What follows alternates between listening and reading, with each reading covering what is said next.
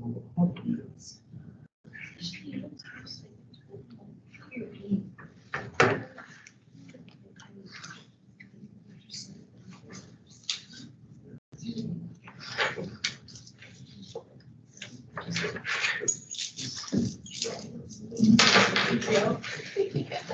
it is.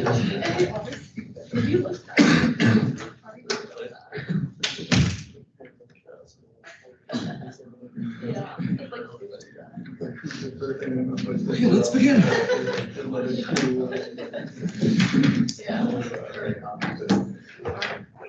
So we're going to talk today about monetarism. Let's continue with the monetarist theory. And more precisely, we're going to do for the monetarists today what we did for the Keynesian theory of money. Try and see what are the what is their interpretation of transmission mechanisms of monetary policy. That's the name. Transmission mechanisms for monetary policy. In other words, how monetary policy works in practice. We see that the conception that Keynesians have about this issue is rather complicated. There are multiple stages, multiple different steps to which monetary policy passes from the initial stage of increasing the money supply until finally you increase the productivity of the real economy. And that's the source of Keynesian belief. This complex nature of the transmission mechanism is the source of their belief that monetary policy in general is risky and inefficient. Because many things, there are multiple stages at which something can go wrong for monetary policy, and we discussed that last time. Monetarism is a theory that, as the very name suggests, that believes in the efficiency of monetary policy. It emerged in 1950s and 1960s in the United States. It's been primarily associated with the University of Chicago, economics department of the University of Chicago, and more precisely with one figure, Professor Milton Friedman. Is considered to be the founder of monetarism. For those of you who like the economics, political philosophy nerds, you might have encountered Milton Friedman from different contexts. He was a well-known commentator on economic policy and public intellectuals. You can find quite a bit of his public lectures about different issues of economic policies and so on. And he was known as a critic, as a staunch critic of big government and kind of libertarian-leaning public intellectual in addition to being an academic economist. Here we are not interested in Milton Friedman, a libertarian public intellectual. We're interested in Milton Friedman, the academic economist, and the results that he reached in that work.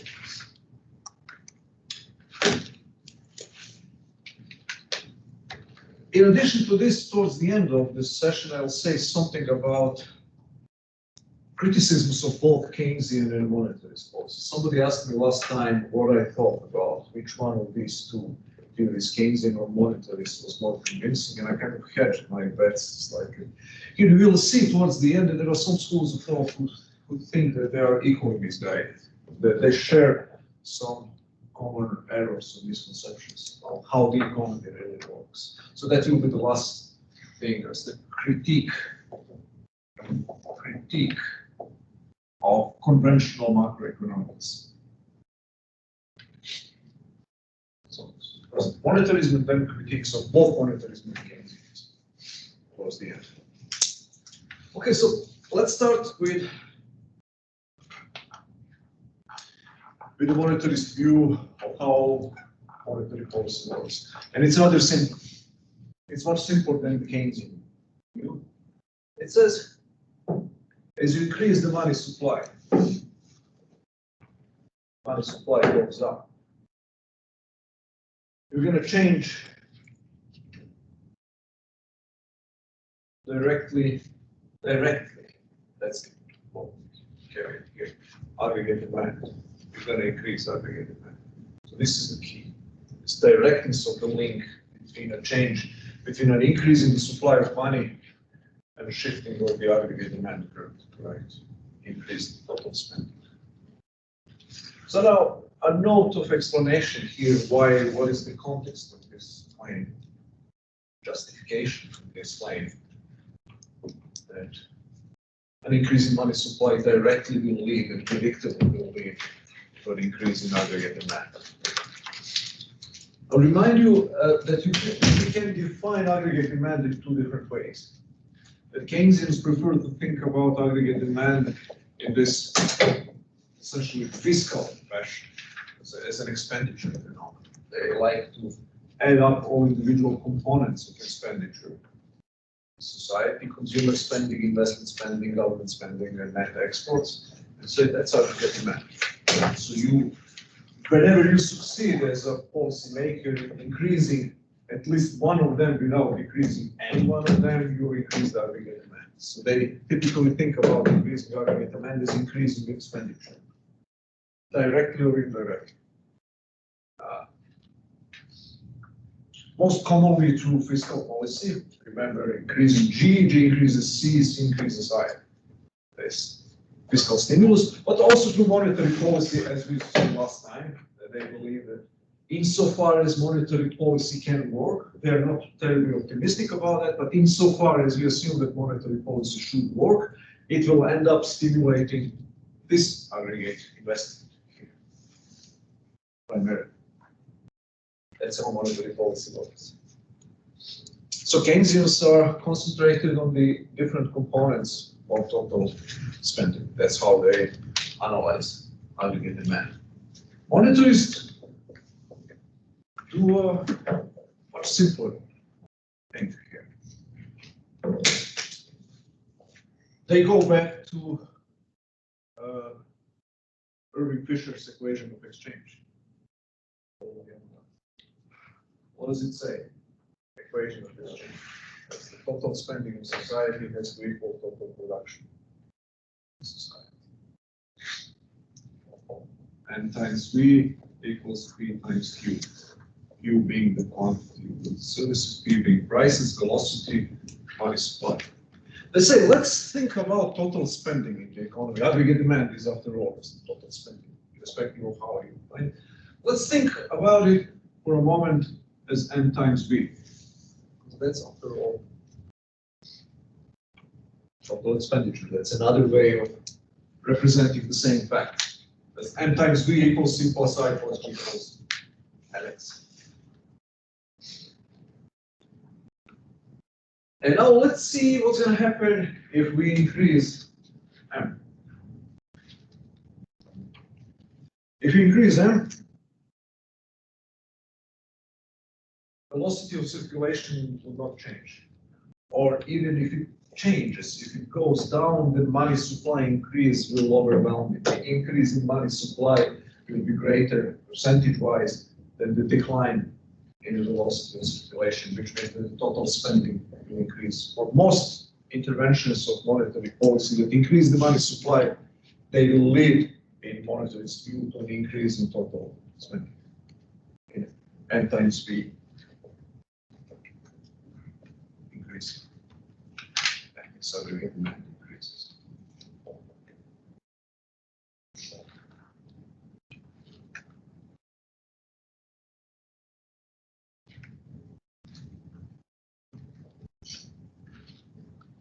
So that's the first step. The second step, and then what happens to productivity?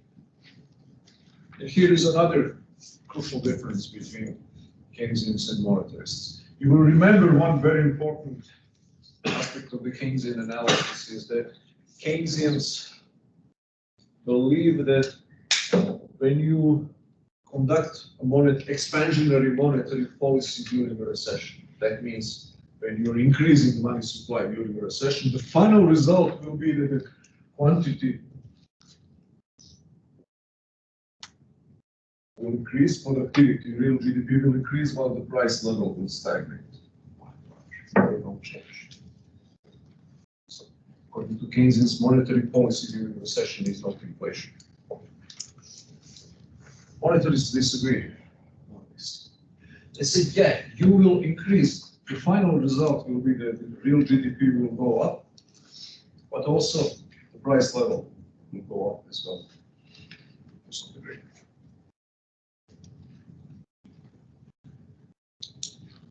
So, 3 or 4 stages of transmission in the Keynesian view were just condensed into one here. Remember this, that you, in Keynesian view, that you increase the money supply and something happens to interest rate, and it doesn't happen to interest rate, then the interest rate reduction is translated into increase in investment, or it's not translated into increase in investment. And then for increased investment, you have increase in the aggregate demand, and you end up with this 4 or 5 stages of transmission, 4 or 5 links to this transmission mechanism. Here, this is just one. So liquidity drop doesn't exist as a problem. Interest rate insensitivity of investment doesn't exist. All the reasons for why monetary policy may fail to stimulate the economy. The criterion of success and failure is this, whether Q goes up or not. Everything that may make monetary policy fail in this endeavor of stimulating, at least in the short run, productivity is assumed away in monetary. Once you increase the money supply, all pieces of the puzzle will come together, and the aggregate demand will increase. So then, it shouldn't shock you that if the chain of transmission is such a short line, that monetary policy is considered to be very efficient. So this is a scheme of expansionary monetary policy. That means you expand the monetary supply. What happens to these things? So I have just a graphical representation of that simply in the first graph. It's the same money supply line, which is exogenously defined, which means defined outside of the money market by the central bank. You have the aggregate demand curve for 1.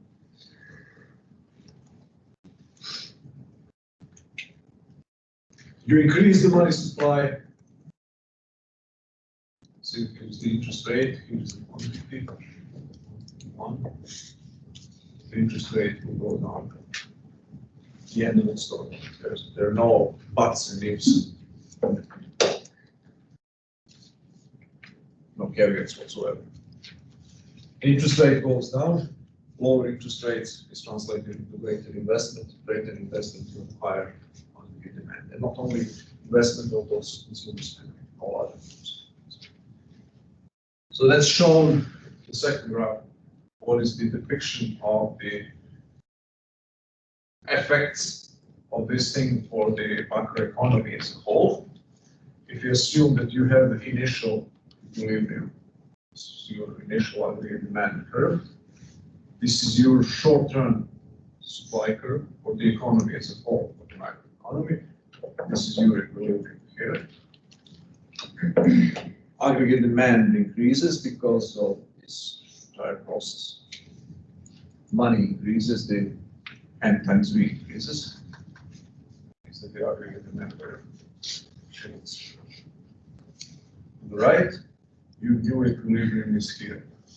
And the new equilibrium is characterized by CPI 1, price level 1, at the initial equilibrium before you enact monetary policy. After you enact monetary policy and all changes and adjustments take place, your equilibrium point is point 2 here in the diagram. I hope that you can see. What characterizes this new short-term equilibrium? Characterizes greater quantity being produced in the equilibrium, but higher price level. So that's what happens. productivity, inflation, trade-off. Now, you can have also contractionary monetary policy, something that Keynesians do not consider necessary. We'll see in a moment why. Not only Keynesians, interestingly enough, some of the critics of both Keynesians and monetarists also consider that contractionary monetary policies are necessary. We'll see why monetarists disagree. So what is contractionary monetary policy? As the tail time goes down, money supply goes down. Negative change in the bank money supply. It translates again very directly into decline in the aggregate demand. Lower the money supply, then the velocity of circulation doesn't do very much. The N times V will go down, means total spending will go down. That means the aggregate demand curve shifts to the left.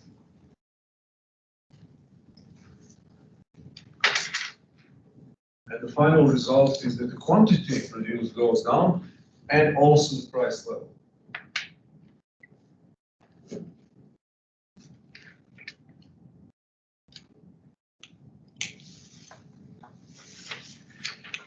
So, why is that important? I will have to go back to some of the concepts that we already developed a couple of times. They're necessary to demonstrate the rationale for monetarist monetary policy. The two concepts are recessionary gap and inflationary gap.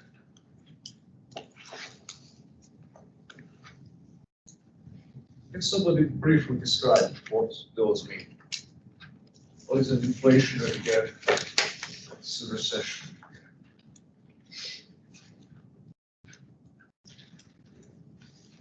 What's a disequilibrium? Can we define for starters? Let's go back to the basics. Macroeconomic equilibrium. How do you define equilibrium in macroeconomics? You can start with what is the equilibrium in the market in general, any market for potatoes? What is the equilibrium? Equilibrium conditions in the market, how are they defined? Supply and demand. Supply and demand. What in which relationship supply and demand are in equilibrium? What were they? So what were they mean? So they are equal. Supply equals demand. How is this translated into macroeconomic language? What needs to be equal to what in order for us to say that the economy is in the long run in the equilibrium? On the price axis, we have the consumer price index measuring inflation. On the horizontal axis, we have real GDP. Remember that we have two different supply curves in the macroeconomic analysis. What is the difference between the two supply curves? One, they have different angle. Go ahead. The long run is. Yeah, long. Okay. So the long run. Why the long run curve is upward sloping? Vertical. What does it tell you when you look at the vertical curve? What does it claim? Because in the long run, production doesn't change according to the price level. Yeah. For production is independent from the price level in the long run, which tells you that you cannot buy prosperity by printing money, by increasing money. That's what the curve tells you. So this is the productivity, sometimes it's like QN, not QM. QN quantity is just consistent with natural rate of unemployment, which means that the full utilization of all available resources. I say sometimes that's an economy that works 100% of its capacity, which is not technically true. We know that no economy ever works 100% of its capacity. Not all workers are employed all the time. There is some unemployment even in the equilibrium for the reasons that we analyzed before. But this is the long run aggregate supply. Short run supply curve is upward sloping. Why is it upward sloping? Because in the short run you can increase productivity, you can increase Q by increasing the price level. Right. Now, what is the last condition that has to be met? the equilibrium takes place, that the aggregate demand curve has to intersect both of the supply curves. So this is your macro, an economy is a macro equilibrium. If aggregate demand equals short run aggregate supply equals long run aggregate supply. What is then recessionary gap? That's when some of these parameters are not in sync.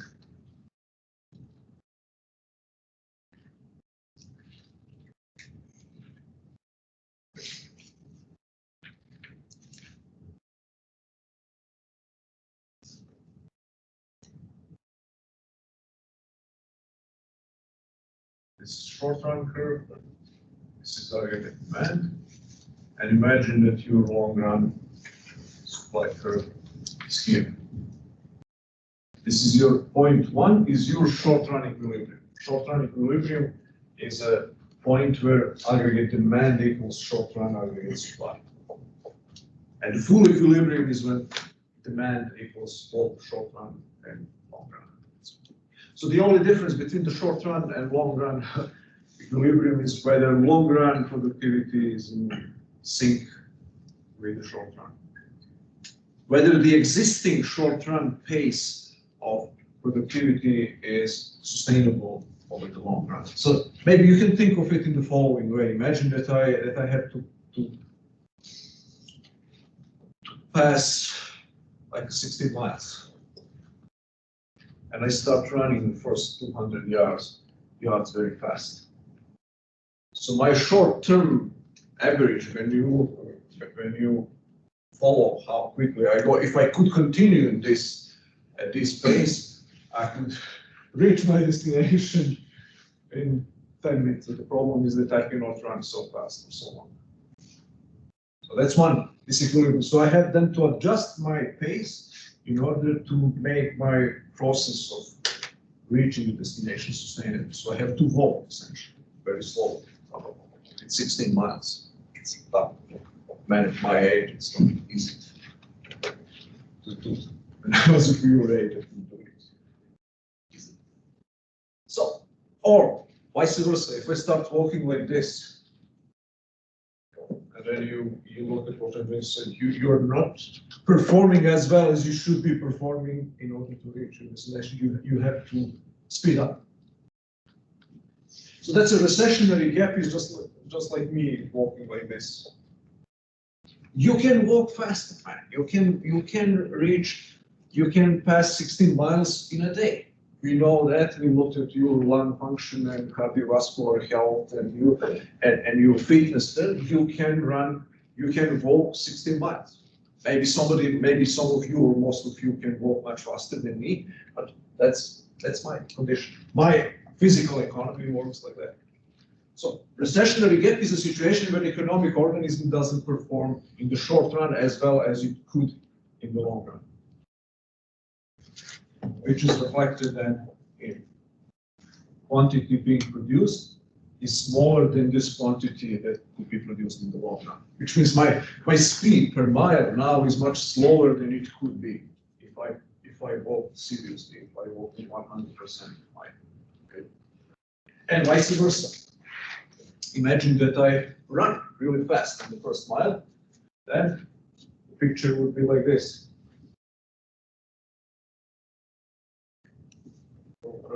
Supply, I demand. Here is my short-term equilibrium.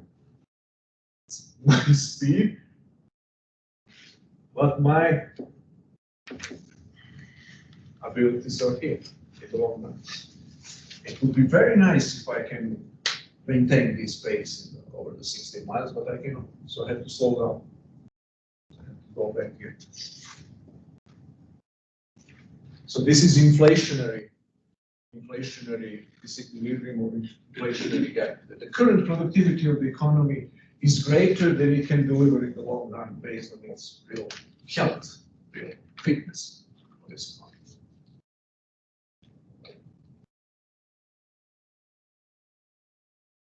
So now, what monetarists say here, that monetary policy is a tricky proposition here.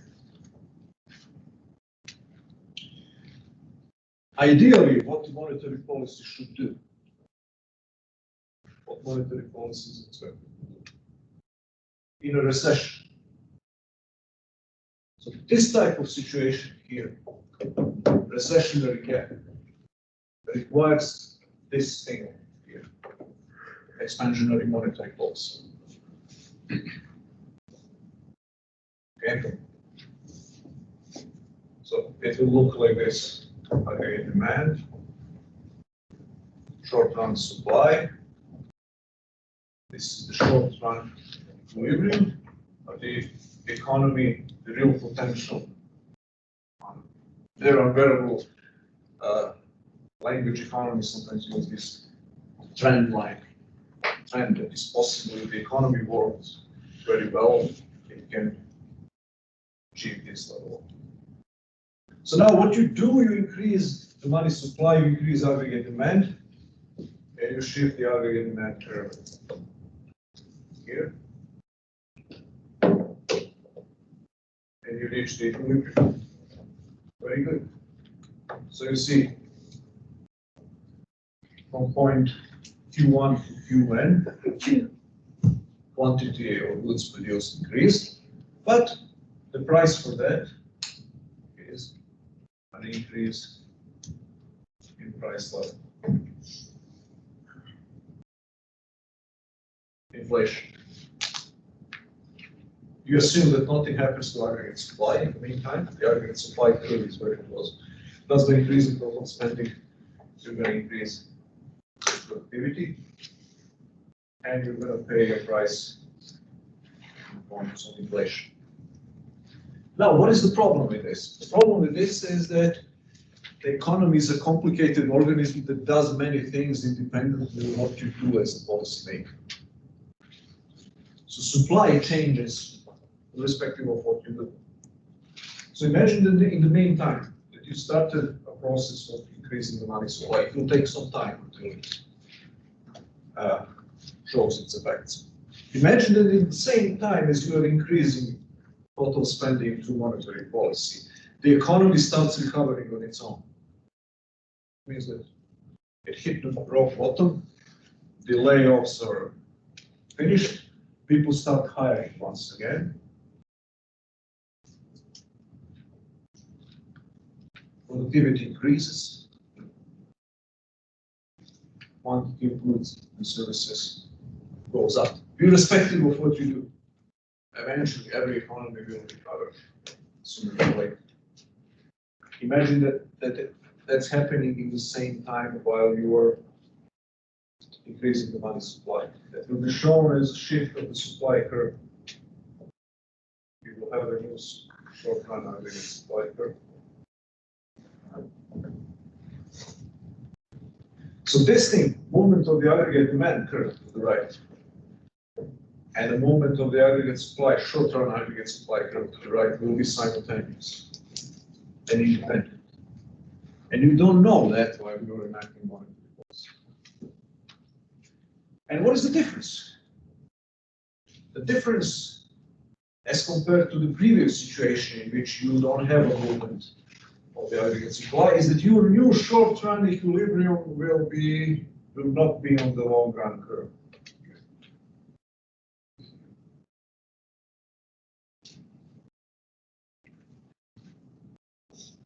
So if you overdo monetary policy, eventually you may end up, what is the characteristic of the situation? Still inflation may be slightly lower than here, but you have a quantity of goods and services. This is the equivalent of me sprinting faster than I can sustain in the long run. It's inflationary gap.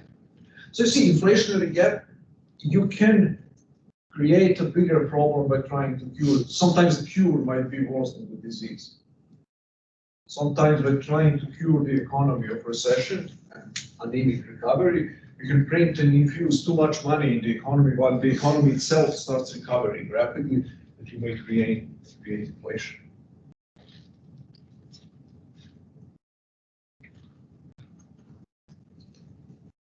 And this is unsustainable in the long run. Why is that unsustainable in the long run? simply because the prices will increase. We know that the prices of goods and services that are produced and sold increase first. So for a while, the wages will stagnate. We know that wages are less flexible in general. They're fixed by long-term contracts. So the wages will not move as much as other prices will move, which is very good for the economy because it's especially very good for the buyers and sellers, for entrepreneurs and consumers. So much for consumers, but for entrepreneurs, the profit figures will go up. Revenue goes up, costs remain the same, or costs increase far slower than the revenue. So the consumer prices increase faster than labor costs. Once the wage contracts expire or are due to revision, now workers are not idiots either. They're gonna ask for higher wages. As the cost of living increases, you have to pay more. So this process might be ongoing. In some industries, it may unfold faster. In some industries, it might take more time. But sooner or later, the wages will have to be revised upwards. As that happens, what's going to happen next? We already discussed that within the context of Keynesian policy. You have some of the same movements both in the Keynesian and monetarist context. Wages go up. Wages comprise of 60% of total cost. So that's bad news, because total cost of production will go up significantly.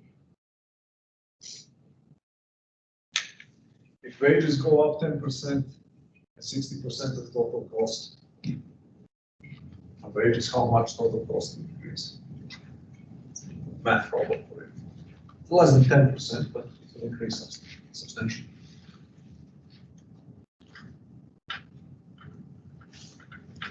So now you're in a bind. Consumer prices, whatever you produce and sell, already the price has increased. But now labor costs are increasing, which means that the profit margin is now going back, shrinking. Revenue is fixed or unchanging or barely budging, whereas the total costs are increasing gradually. That means that the pressure, the profit margins get tighter, that eventually productivity will be affected. This production will have to go down because it's not as profitable as it used to be. You could have afford to produce 100,000 units of something. Now you have to reduce production in order to remain profitable. You have to reduce by 5,000 units. And everybody does this to one degree or another. So that means that the supply curve goes back. Since the costs are higher, prices are what they are, the total productivity will have to decline. It's essentially a recessionary correction of the inflationary gap. If you do nothing, the monetary policy, this will happen. And eventually you will go back somewhere, this point here, point to where you should have been from the get-go. That was your goal. Your initial goal was to get there immediately by increasing aggregate demand. But by bungling the whole process while ignoring or not being aware of the movement of the supply curve, you overdid the monetary policy and you ended up here. And now you have to go back another round of economic things necessary in order for you to reach the equilibrium. You see? Unintended consequences of economic policy. So essentially, and you end up with a lower productivities. You slow down your pace. You go back to your average speed that you can sustain. But now you're much more tired. Your price level is much higher now. Why is your price level higher here? It's very simply because the same quantity of money chasing fewer goods. The aggregate supply increases. Productivity increases, we have the same quantity of money chasing 10 or 15% or 5% less goods. So the prices will have to go up. Demand fixed, supply decreases. It's the same. It's the same as if you increase the money, increase the demand while supply remains fixed. That will also lead to inflation. Anything that disturbs the balance between supply and demand in the direction of demand will lead to there is inflation. So that's what's going to happen. But the monetary say, okay, wait a minute, there is something that we can do to prevent this. If we see that this happens here, we can affect this recession that is unavoidable. You know, it cannot avoid recession. This cannot be sustained. So nobody thinks this will be sustained. Don't get me wrong. There is no way to get away with performing better than your technological productivity in the long run anymore, that you can run faster than you can in the long run. World record on a mile would be 1 second. 1 second. That would be infinite productivity. This is not the case if inflationary gap is permanent.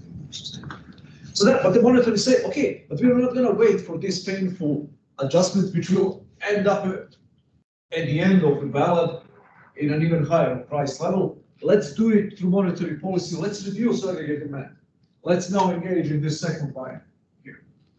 Monetary policy. Let's push the aggregate demand curve back. Let's reduce the money supply proactively. When we see that there is inflation, don't wait for the economy itself to liquidate this inflationary surplus in the form that I described now for you. Don't wait for prices and wages to adjust and the costs and profits to adjust and the economy to tank slowly, gradually. Let's do it through monetary reversal, through reduction of the money supply. What is justification for that? Eventually you will end up on the same curve, the same productivity, but the price will be lower. Why the price will be lower? Because you will be reducing the money supply substantially. So you move the aggregate demand curve back here. And instead of going from 3 to 2, you go from 3 to 1 here. You push the aggregate demand curve maybe to this initial point or maybe even more. Let's see here. Here would be your debate. And this is how I drew the picture. Here you would need to push the aggregate demand to reduce the money supply below the level from which you started initially increasing.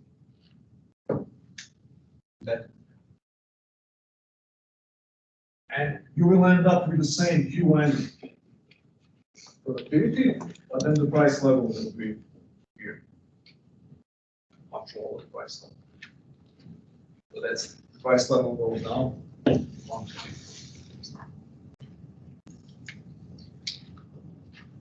So that's the monetarist view. In a sense that it is more ambitious and less ambitious than Keynesian. It is more ambitious in the sense that they believe that monetary policy in principle can work in the short run. But it is less ambitious in terms of greater realism vis-a-vis the final effects. I say there is no free lunch. I say yes, you can increase quantity produced in the short run, but the price of that is higher inflation.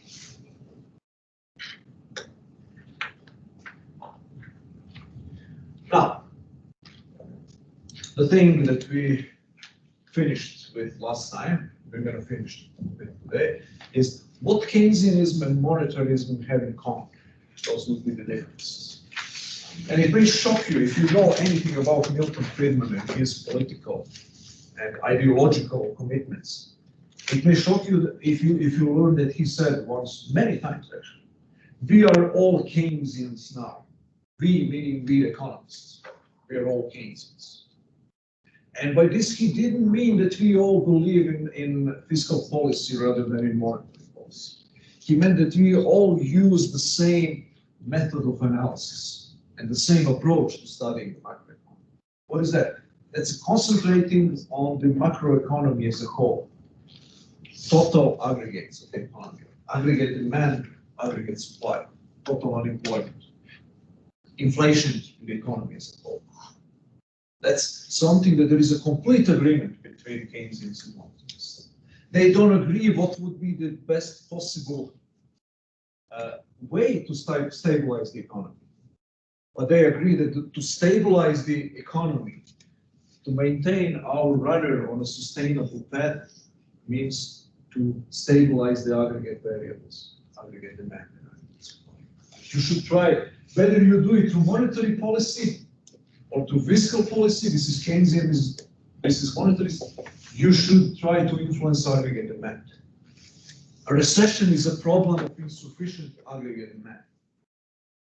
And then there are various complications how you can increase, how you can use increasing the aggregate demand as a tool of stabilizing the aggregate. This macro approach is something that they have, methodologically they have in common. They agree fundamentally about how you should look at the economy, how one should analyze it, and what are the criteria of success.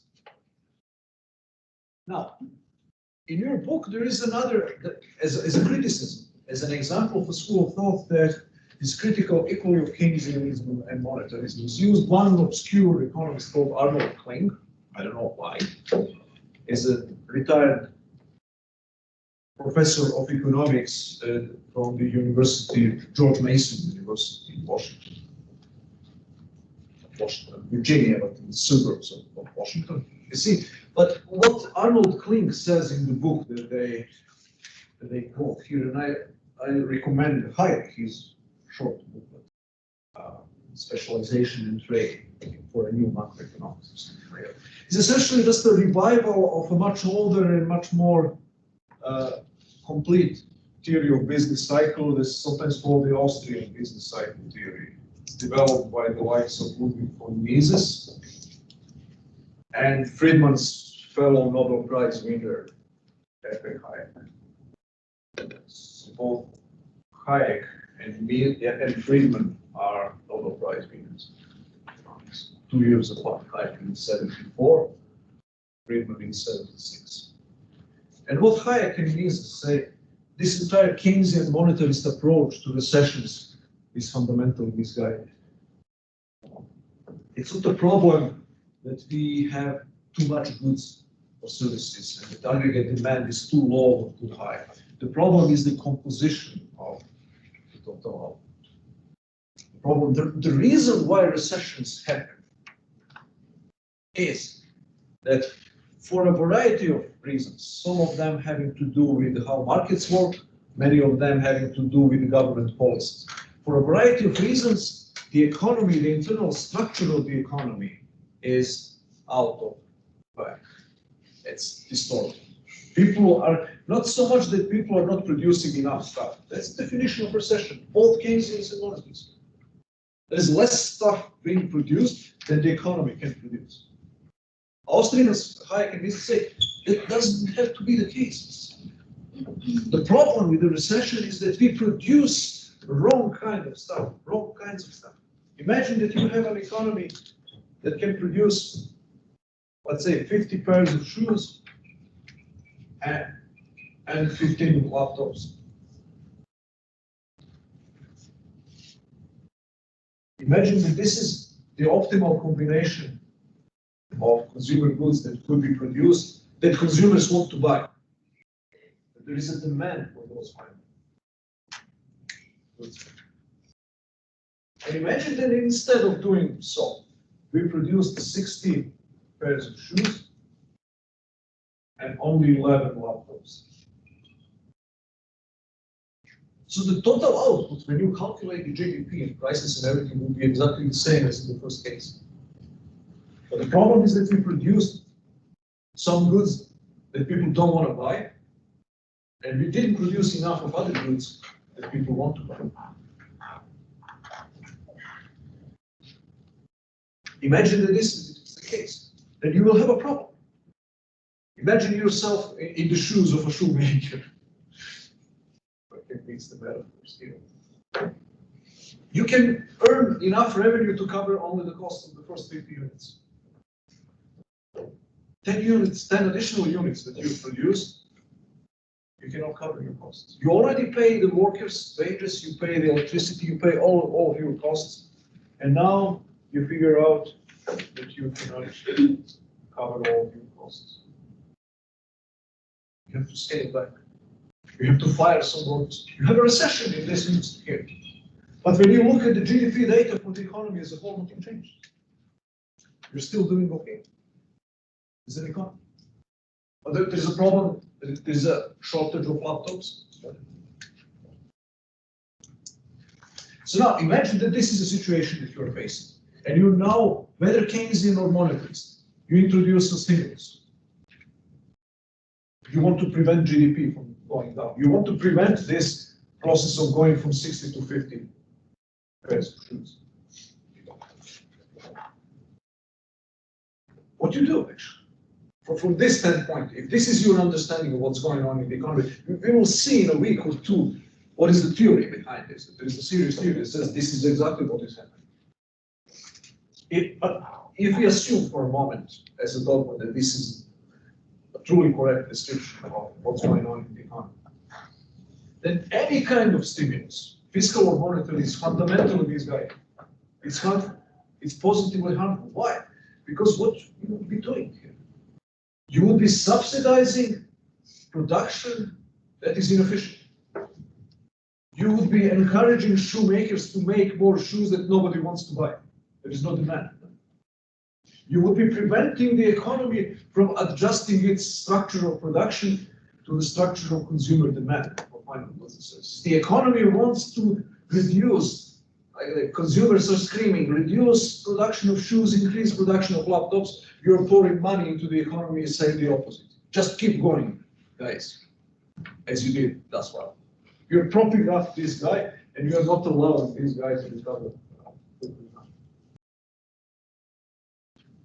So if you believe that the real problems in the economy do not stem from changes in total quantities, production, demand, but in the distorted internal relationships between the different parts of the economy, then the entire approach to fiscal or monetary stimuli could be fundamentally misguided. Could be positively harmful. So then the solution here is to allow the economy to re-establish what Kling says, or an optimal pattern of specialization in trade. What is the optimal pattern of specialization in trade? That means dividing the resources that society has. Let's calculate it in 1,000 units, all resources together. You need to redistribute some of those resources to producing laptops and to reduce production. So people should specialize differently, should specialize in production of different things. They should adjust, the economy should adjust the distribution of its scarce resources among the alternative uses, among producing goods X, Y, or Z. And now, just with one last sentence to finish this. You will see in a week or two that there are quite a lot of phenomena like this when you look at the business cycle. You see quite a lot of these shoes, laptops phenomena where you compare what's happening in the real estate market, in the stock market, in the raw materials industries, and you compare that with consumer goods and so on. You will see that there are quite a few of those disparities. That some prices increase much faster. There are bubbles in some parts of the economy, and you have insufficient growth in other parts. There is something to this claim that business cycle has to do as much as it has to do with the aggregate variations in productivity. It has to do with the internal problems in the structure of the distribution. Okay, any final questions? Anything? Okay, we'll continue with the monetary policy. Hopefully finish it.